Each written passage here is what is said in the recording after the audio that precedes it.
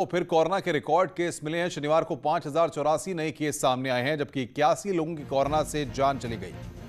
हालांकि 1466 मरीज रिकवर भी हुए हैं। जिलेवार आंकड़ों की अगर हम बात करें तो देहरादून में 1736, नैनीताल में 958, हरिद्वार में 592, उधम सिंह नगर में 378, पौड़ी में 301, चंपावत में 321, उत्तरकाशी में 215, टिहरी में 190, पिथौरागढ़ में 123 नए केस सामने आए हैं।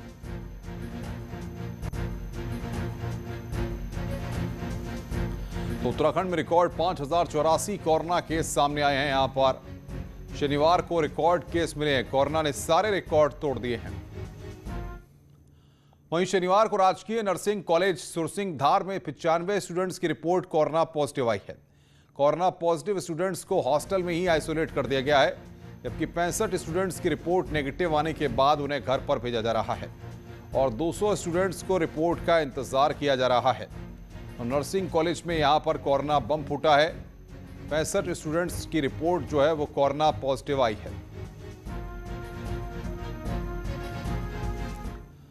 कोरोना केस लगातार बढ़ रहे हैं। इसी बीच सीएम तीरथ सिंह रावत भी एक्शन मोड में। उन्होंने शनिवार को कोविड के हालात की समीक्षा की। मुख्यमंत्री ने क्या 10 बड़ी बातें कही वो हम आपको बताते हैं। सीएम ने कहा कि कालाबाजारी की शिकायत पर दोषियों पर कड़ी कार्रवाई की जाए। वहीं अधिकारियों को साफ कहा है कि एक बार जो फैसला ले लिया वो फॉलो होना चाहिए। 1 मई से वैक्सीनेशन की तैयारी की जाए। सीएम ने कहा कि बॉर्डर पर आने वालों की सख्त चेकिंग की जाए। बिना आरटीपीसीआर रिपोर्ट के एंट्री न दी जाए। घर लौटने वाले प्रवासियों को होम आइसोलेशन में रखा जाए। सीएम ने साफ निर्देश दिया है कि ऑक्सीजन सप्लाई के साथ सभी अस्पतालों में पूरी तैयारी हो। वहीं सीएम ने कहा कि शराब की दुकानों को 2 बजे ही बंद किया जाए। इस मीटिंग में हेल्थ सेक्रेटरी समेत तमाम सीनियर अफसर मौजूद रहे। तो वहीं कोविड के हालात को लेकर शनिवार को उत्तराखंड के सीएम तीरथ सिंह रावत ने सर्वदलीय बैठक बुलाई, जहां उन्होंने सभी दलों के नेताओं के साथ वर्चुअल मीटिंग की है और कोरोना के बेकाबू होते हालातों पर चर्चा की। इस दौरान बीजेपी प्रदेश अध्यक्ष मदन कौशिक, कांग्रेस प्रदेश अध्यक्ष प्रीतम सिंह और नेता विपक्ष इंदिरा हृदयेश भी मौजूद रहीं। सभी दलों के नेताओं ने सरकार को सहयोग का भरोसा दिलाया है। हल्द्वानी में ऑक्सीजन की कालाबाजारी रोकने के लिए प्रशासन ने एक प्लान तैयार किया है, जिसके तहत अब केवल जरूरतमंदों को ही ऑक्सीजन मिल सकेगी और लोग बेवजह घर में ऑक्सीजन सिलेंडर नहीं रख सकेंगे। देखिए रिपोर्ट। हल्द्वानी में ऑक्सीजन के ये सिलेंडर अब केवल जरूरतमंदों को ही मिलेंगे। इन सिलेंडर्स को लेने के लिए डॉक्टर की लिखित एडवाइस, आरटीपीसीआर रिपोर्ट और आधार कार्ड जरूरी होंगे। सिलेंडर होने लगे, लोगों की ये प्रवृत्ति होने लगी है कि हम लेकर के उसको घर में रख लें, कोई विपदा की स्थिति आएगी उस समय इस्तेमाल करेंगे। जनता से मेरा आपके चैनल के माध्यम से आह्वान है कि इस तरीके का करने पर कालाबाजारी नहीं बल्कि जनता ही इस तरीके की कालाबाजारी करेगी तो वो जो है एक पैनिक की स्थिति क्रिएट करेगी। लोगों से अनुरोध है ऐसा न करें। आवश्यकता जिसको होगी उसको ऑक्सीजन उपलब्ध कराई जाएगी। कोरोना के खतरे को देखते हुए कई ऐसे लोग हैं जो घरों में ऑक्सीजन सिलेंडर स्टोर कर रहे हैं। ऐसे में शहर के ऑक्सीजन सप्लायर भी जरूरतमंदों की जरूरत को देखते हुए प्रशासन की गाइडलाइन फॉलो करने लगे हैं। तो उन्हीं लोगों को हम लोग ऑक्सीजन प्रोवाइड कर रहे हैं, जैसे जो आरटीपीसीआर रिपोर्ट हमें बताया कि हमारे आरटीपीसीआर रिपोर्ट में हम ये पॉजिटिव है, तो उन लोगों उनकी एज डिपेंड करते हैं कि अगर उनको ऑक्सीजन लेवल 94, 85 से नीचे आता तो हम उनको ज़्यादा थोड़ा ध्यान देते हैं कि और उनकी जो फैमिली मेम्बर को भी बोलते हैं कि आप इन चीज़ों पर ध्यान दीजिएगा। हालांकि हल्द्वानी और उसके आसपास अभी तक ऑक्सीजन के कोई क्राइसिस नहीं है, लेकिन इसके सामान्य दिनों की तुलना में डिमांड 5 गुना तक बढ़ने से सप्लायर्स पर दबाव बढ़ा है। ऐसे में प्रशासन की कोशिश है कि हर जरूरतमंद तक ऑक्सीजन पहुंच जाए। शैलेंद्र नेगी, न्यूज़ 18 हल्द्वानी। अल्मोड़ा में कोरोना के एक्टिव मरीजों का आंकड़ा 500 पार पहुंचने के बाद जिला प्रशासन अलर्ट नजर आ रहा है और इसके लिए मेडिकल कॉलेज में ऑक्सीजन के साथ 250 बेड तैयार किए गए हैं। जिलाधिकारी का कहना है कि मैदानी जिलों में कोरोना मरीजों की संख्या बढ़ने के साथ ही अब गंभीर मरीजों को रेफर नहीं करके अल्मोड़ा में ही इलाज किया जाएगा।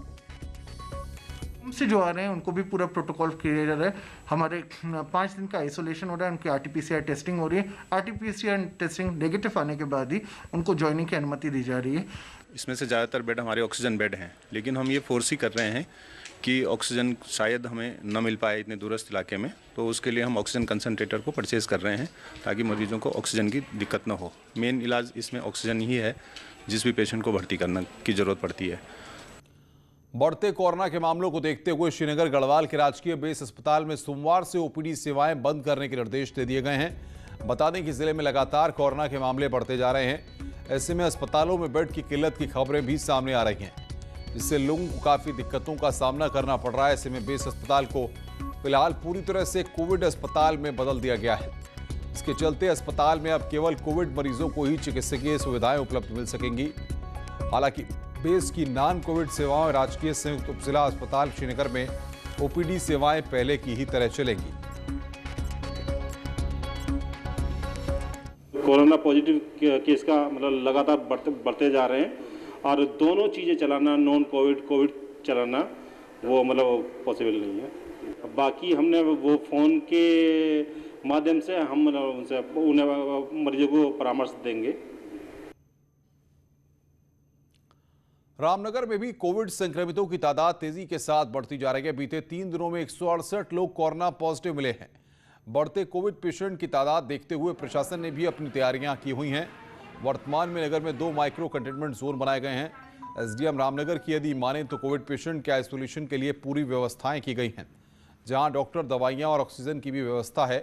पेशेंट की हालत यदि क्रिटिकल है तो उसे एसटीएच हल्द्वानी रेफर किया जा रहा है।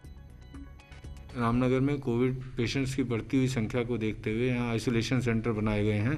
पात्र व्यक्तियों को होम आइसोलेट भी किया जा रहा है और जिनके पास होम आइसोलेशन की सुविधा नहीं है उनको आइसोलेशन सेंटर्स में रखा गया है, जहाँ 24/7 डॉक्टर्स तैनात किए गए हैं।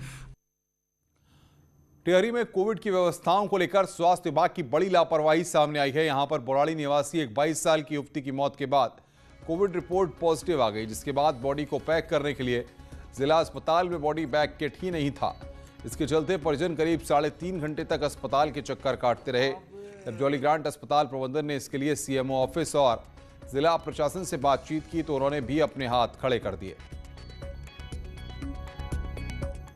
ये कह रहे हैं कि हम पे अभी कोई किट आनी है कि जो इनके पास तो पहले किट ही नहीं, जिससे बॉडी पूरी पैक होनी है। इनके हॉस्पिटल के पास ये किट ही पर्याप्त नहीं है, जैसे बॉडी को कम से कम 2 घंटे से ज़्यादा यहाँ पे हो चुका है। जैसे हमें जानकारी मिली कोविड पॉजिटिव बॉडी हमारे यहाँ आई है, तो हमने सीएम ऑफिस में कंफर्म के लिए पूछा कि वहाँ पर बॉडी को पैक करने के लिए कुछ मटेरियल है कि नहीं, तो उन्होंने सीधा मना कर दिया हमारे पास नहीं है, ये आपको डीएम ऑफिस से मिलेगा। तब हमने डीएम ऑफिस में बात की तो डीएम ऑफिस ने बोला कि हमारे पास ये चीज़ नहीं होती है, आप सीएम ऑफिस में बात करो। आगे बढ़ते हैं, अब बात करते हैं एक और बड़ी खबर की। चमोली के रेमकिम सेक्टर के पास शुक्रवार को आए एवलॉन्च में मरने वालों की संख्या अब 10 हो गई है। एवलॉन्च आने के बाद भारतीय सेना ने तुरंत बचाव अभियान शुरू कर 384 मजदूरों को सुरक्षित बचा लिया है। वहीं 8 लोग अभी भी लापता हैं, जिनके लिए सुबह से search and rescue operation army द्वारा चलाया जा रहा है। इसके साथ ही वायुसेना के 2 हेलीकॉप्टर भी आज सुमना पहुंचेंगे और हादसे में मृत 10 लोगों के शवों को हेलीकॉप्टर से लाया जाएगा। शनिवार को राष्ट्रीय पंचायती राज दिवस पर पौड़ी जिले के द्वारीखाल के ब्लॉक प्रमुख महेंद्र राणा को भी सम्मानित किया गया। इसमें द्वारीखाल ब्लॉक को 25 लाख रुपए का इनाम मिला है। केंद्र सरकार की तरफ से मिले इस सम्मान के लिए ब्लॉक प्रमुख महेंद्र राणा ने ब्लॉक की जनता का शुक्रिया अदा किया और कहा कि वो लगातार इसी तरह जनता की सेवा करते रहेंगे। ये भारत सरकार द्वारा पंचायती राज पुरस्कार मिला गया है, माननीय प्रधानमंत्री जी द्वारा दिया गया है और मैं आज समस्त अपने द्वारीखाल की जनता का धन्यवाद करता हूं, अपने समस्त अधिकारियों को धन्यवाद करता हूं, जिले के अधिकारी को धन्यवाद करता हूं जिन्होंने मुझे मेरे साथ हमेशा मेरे कामों को आगे बढ़ाया है और मेरा प्रयास रहेगा आगे मैं इसी तरह के काम आगे करके ब्लॉक